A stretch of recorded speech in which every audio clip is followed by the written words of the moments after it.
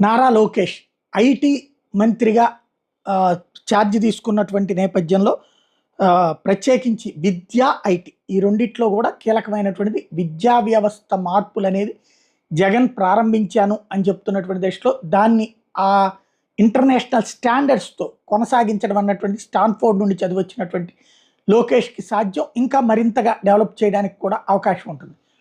అది లోకేష్‌కి మాత్రమే సాధ్యం అవ్వగలిగేది. ఎందుకంటే నిధుల పరంగా అట్లాంటిదేమీ ఇబ్బంది లేకుండా చూసుకోగలరు కాబట్టి. అదే సందర్భంలో ఐటీ ఇండస్ట్రీస్ తీసుకురావడానికి కూడా ఆయనకే ఛాన్స్ ఉంది. ఎందుకంటే అంతర్జాతీయంగా ఎన్ఆర్ఐలు చాలా పెద్ద ఎత్తున ఉండటం, వాళ్ళందరూ లోకేష్‌తో టచ్‌లో ఉండటం వల్ల. ఓవరాల్‌గా చూస్తే వచ్చే 5 ఏళ్లలో 20 లక్షల ఉద్యోగాల హామీ నెరవేర్చేందుకు కృషి చేస్తానని చెప్పుకొచ్చారు.